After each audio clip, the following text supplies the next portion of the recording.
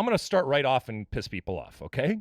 So I am going to go Seattle and Portland for a number of reasons. Obviously, it's my list. You don't like it, you can make your own list. And I'm going to include something that's a little bit off the radar for the rest of the world, not certainly off our radar. The specific area of the country, as we know, the insufferables versus the weirdos up there in Cascadia. At times, they drive me crazy, but I can respect and appreciate that not only is this a rivalry for MLS, but it's a rivalry for soccer, and it is steeped in tradition and history that goes well beyond MLS. So that's what I have when it comes to number 5.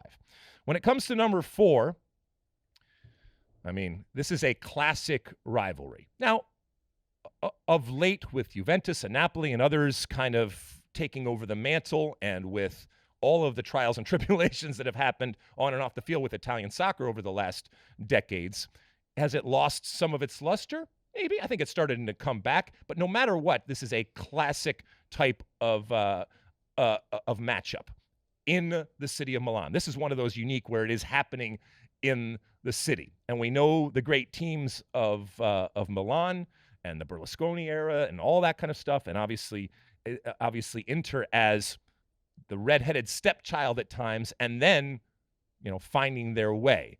And there is, I think, nothing like it. I think it translates, and it's relevant not just to the city of Milan, not just to Serie A, not just to Italy, but I think it translates around the world. All right, number 3, Celtic Rangers. Is it great soccer? No. Okay? But a great rivalry does not necessarily have to be the greatest quality on the field. It has to be steeped in tradition, which this is certainly the case, but it has to, I think, transcend the actual game. And we all know the social and the cultural and the political and the religious aspects of something like this.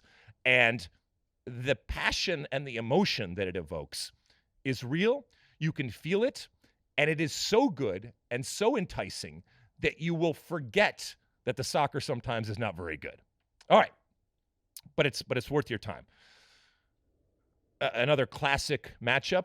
There are 2 teams. I don't care what anybody says. There are 2 teams in La Liga. There have been for a long time, and I probably would venture to say that there continue to be 2 teams. But in those 2 teams, while they are far and away the best teams in Spain, they are also far and away 2 of the best teams in the world on a consistent basis. And yes, you have your ups and downs. And so when they are playing, they are not just relevant from a dominance in Spain, but they are relevant around the world, especially in this day of the Super Club, in this day of marketing on a global perspective. And so I don't think anybody is just going to disagree that it is one of the great games.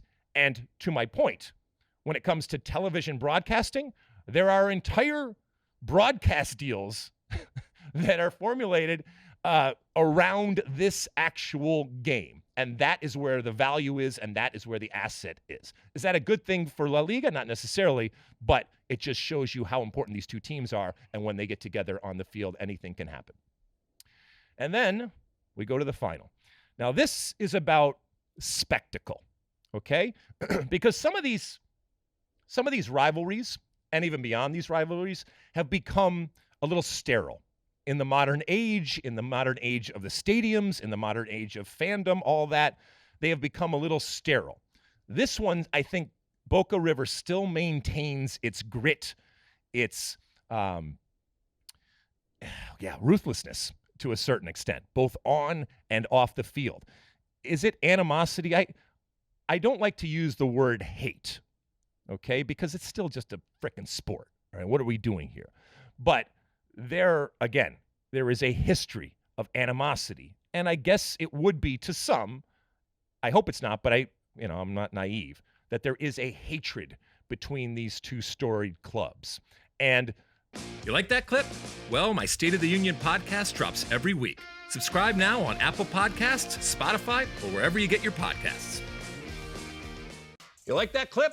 Well, my State of the Union podcast drops twice a week right here on my very own YouTube page. The only way to stay up to date is to hit that subscribe button down below. Size the day, and see you soon.